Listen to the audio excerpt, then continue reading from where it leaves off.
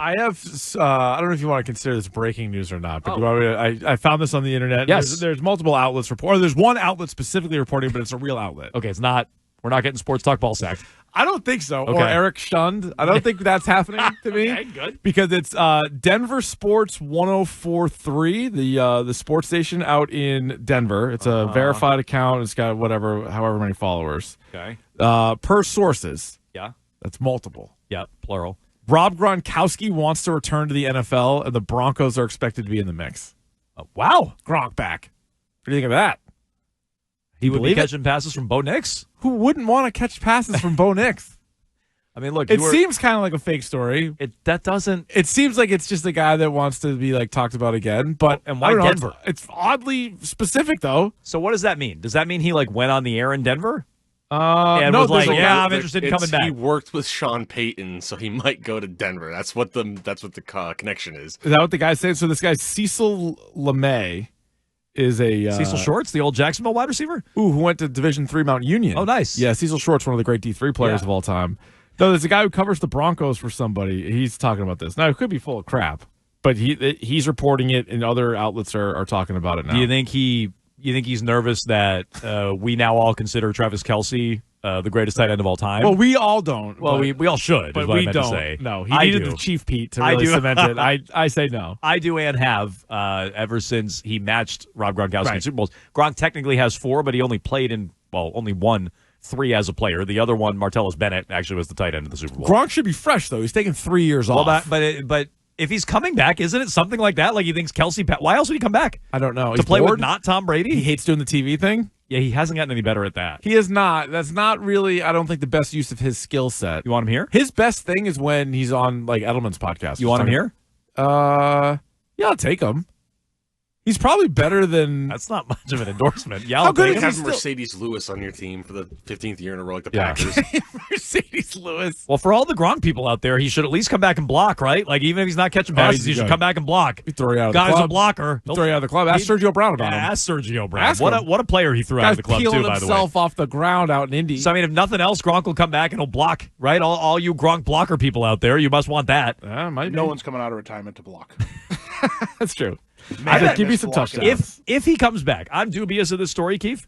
But if he comes back, yeah, it's because he's threatened in some way by Kelce, right? Like why else would he come back? Maybe, or just straight boredom, and maybe his body feels good. He's like, I haven't been hit for 3 straight years. Everything he actually has retired feels and unretired before, but it wasn't this long of a layoff. No, this would be much longer. He sat out for 1 season. He didn't play in 2019. When's the last time he played? 21. He played 2 years with Tampa. Yeah, that's a long time. He's still young though. No, I know. He's 36. He's still Kelce's age. Oh, I'm sorry. He's 35. As you pointed out, Keith, the age doesn't change. They've always been the same age. They're always going to be. Not still the same age as Kelce. They're always the same age. God willing, they always will be. But, yeah, I don't know what to make of that. We've seen NFL guys retire and come back, including, like you said, Gronk himself. But, yeah, I don't really know what the... He should go and replace Kelce in Kansas City when Kelce retires. That would really play with Mahomes. That would really settle some debates, wouldn't it? Well, he's never not played for Brady, so Correct. it'd be interesting to see. So does this mean Brady's coming back too? Gronk to the Raiders. Yeah, that's what I was going to say. Gronk Doesn't mean he's going to the Raiders. Gronk to the Raiders. Brady He and Brock Bowers. Brady halfway through the year was just like, oh wow, That'd be a good duo. That answers why he's not going to be playing If with Brady. Actually, if Gronk played right now, where would he rank amongst tight ends? fantasy tight ends, Sure. No, like just NFL tight ends. 7. He might be 7. I mean, tight end is not a great position. No, it's not. Falls off a cliff. He's worse than the kid from Penn State coming into the draft. Okay. Like Tyler So Warren. 8th. Tyler Warren's a machine. So like Brock Bowers, Sam Laporta. I mean, there's not a lot of great ones. Kelce, if he comes back.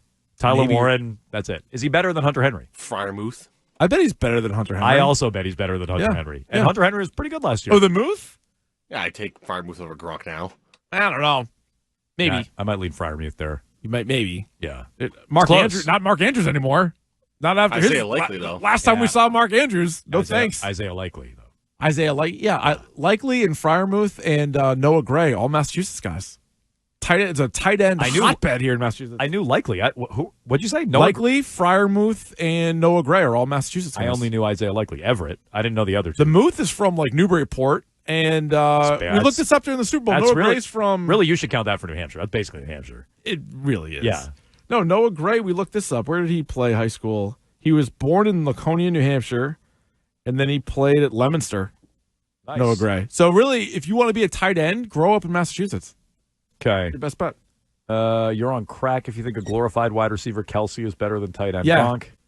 Jones, you're on crack. Okay, well, you tell me, why is Gronk coming back? I'm not reliving He's the not, Gronk he's versus not Kelce. threatened by Well, you're the one who brought up Gronk. He's not. I brought up Gronk. I didn't bring up any comparisons to Travis Kelce. Okay, well, then why do you think he's coming back? I think after he's 3 bored. years off? I think he hates being a commentator, and he wants to get paid a lot of money to go play football, and his body feels good. I'm on crack, and Gronk is considering on retiring. Okay. The first part might be true. Okay. Yeah, don't isolate that. 617-779-793. Jones has been suspended for 2 days. Clean his life up. I thought that was an interesting answer from Vrabel. All Gronk breaking news aside. I thought that was an interesting answer. He said, we got to get him guys who can make contested catches. Yeah, I agree with that. I don't necessarily. To make contested catches, I think you kind of need that. It's the NFL. I want a guy who can get open over a guy who makes contested catches. All right. Well, I think contested catches means you're probably not open. Yeah, I mean, I guess, but I think there's also some of those guys that can do that, whether that's goal line, or not goal line, but like red zone. No, the best guys in the league can do all of it. Can do both. The best guys in the league can. Well, I don't want a everything. guy who never gets open. I mean, I think that's sort of implied. But some guys can only catch it when we were talking open. about this with Devontae Parker. It's like Devontae Parker, great contested guy, which turns out is not. He did have a good line though about 50-50 balls or like 80-20 when it's me. You're like. Yeah, 20 catch. He meant for the defense. yeah. We all just misinterpreted what he meant. He was actually dead on. He tried to tell us. No, I mean, Drake May needs all the help he can get, obviously. Right, I agree with that. But now I got to pick. Do I want a guy who can get open but doesn't make contested catches, or do I want a contested catch guy who can't really get open?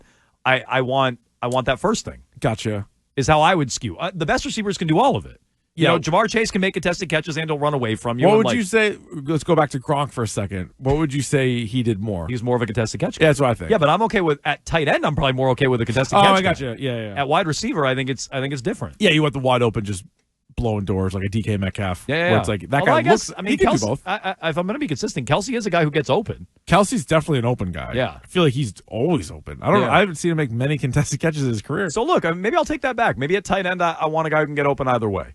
But I wonder how many tight ends truly are separators. I mean, most tight ends don't really move. Hunter Henry's a great example. Hunter Henry's not a separator. No. Hunter Henry, you put it on him, he'll probably catch it, but he's not open by much. He might hand it to the other team. There's not much of a window there. Yeah, no. God, no. So, but that's how I would skew at wide receiver. That doesn't sound like what Vrabel would answer, but he did basically circle back to the trenches, and that's important, and look at the Super Bowl. Well, yeah, no, he definitely was talking about that. Now, the other thing with Curran was I didn't ask him this specifically because I know it's February, but Polk and Baker were two big swings and misses by Elliott Wolf, and he was on the staff when they drafted Pop Douglas and Booty, who both look better. But do you think all four of those guys are guaranteed a spot on the team next year? God, no. They shouldn't be. The only one I don't even want to guarantee a spot to Pop Douglas, but if I'm going to guarantee a spot to any of them, it's him. So, like, Polk could be one and done? Yeah. I think he probably should be, but I just wonder, that's such a high pick. Yeah. Now, Mike Vrabel would say, I didn't take him. I don't take know a hike. I don't know what they're going to do, but if you're asking me, yeah, one and done. I guess it depends on how many guys they get. Like, how many receivers do they have before the draft? Because that was Vrabel's point. That might have been the one thing I took away the most from his press conference this morning was he wants to be like ready to line up and go before the draft. I thought it was a great answer. Yeah. It was his question about free agency. He's like, we want to plug all the holes in free agency, so we let the draft come to us. But now, so he said that, and we're going to remember that. So when the draft rolls around in 2 months, if the offensive line hasn't changed significantly or the receivers haven't changed significantly, doesn't that tell you either they have, like, they're forced into having a false sense of confidence in the guys they have, or they actually kind of are drafting guys that are going to have to play right away? Yeah. Yeah. One of those two things for sure. And look, I'm okay with having Jalen Polk in camp. I don't need to cut him tomorrow. No. Jalen Polk, come to camp. But if you have a crappy camp and it doesn't look like you made any progress, you're cut. He's not guaranteed a spot. I want to play this exchange, too. This is the first question. Karen Garigian let off the press conference. Not that you could hear it. You can't hear her, no. But she asked about Josh McDaniels. And I mean, listen as he talks. This felt exceptionally lukewarm to me when Vrabel was talking about Josh McDaniels. Just looking at the staff, extremely proud of the staff that we were able to put together. So, by the way, the question's about Josh. Yeah, this is a Belichick thing. When you ask him about, like, N'Keal Harry, and he'll be like, well, the group is doing this. Right. So just start with that. Yeah. Just he's asked specifically about McDaniels, and he's like, well, let me start with the whole group. So already you're like, okay, keep going. Just looking at the staff, extremely proud of the staff that we were able to put together. It's difficult in the National Football League to be able to get every coach that you may covet or may want to get outside the coordinators that, aren't a coordinator at somewhere else just because of the rules. Like, teams are under contract. Some teams want to keep the coaches that they have. They feel like they're good coaches. But we were able to put together a great staff, one that we're really proud of. And you asked about Josh, and I would say that, having had communications with Josh in my role in Cleveland, he wasn't under contract with the team, so we had numerous conversations. Okay. Interviewed a handful of great candidates, and in the end felt like Josh was the best fit to lead our offense, just like Terrell was the best fit to lead our defense, and Jeremy and Tom were turning to lead the special teams unit. So, I mean, to me, He also. Oh, go ahead. I go into this very biased. I don't think he picked McDaniels. I think he continues to illustrate that he's letting you know. Yeah, I mean, whatever. I talked to Josh. There were a lot of guys we talked to. We kind of ended up with Josh. Lukewarm is how I would describe that. Yeah, I would have to agree. He also, does he in a way kind of confirm that he wanted Tommy Reese? Yeah, I think so. The way he's like, we hey, we talked to some good guys. And there are guys around the league that stayed with their teams and weren't available. Mm-hmm. So it's like, hey, what do you think about Josh? Well, there were guys out there that had to stay with their team. So of the guys available, like, I wouldn't be surprised if that's how I kind of read it the whole time, is there might be guys that were associated with Vrabel in the past. He had 4 different offensive coordinators in Tennessee.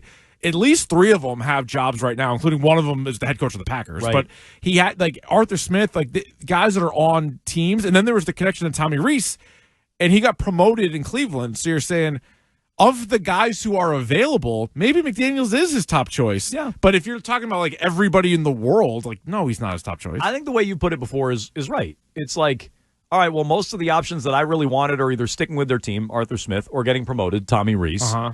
So when Kraft says Josh McDaniels, he goes, sure. But that doesn't mean he wanted him or picked him or, like, that was his guy. That just means they kind of went ass backwards into it, or at least from Vrabel's perspective, ass backwards into it. And I think you hear there, it's a lukewarm answer about Josh McDaniels, which is something we're going to follow all off season long.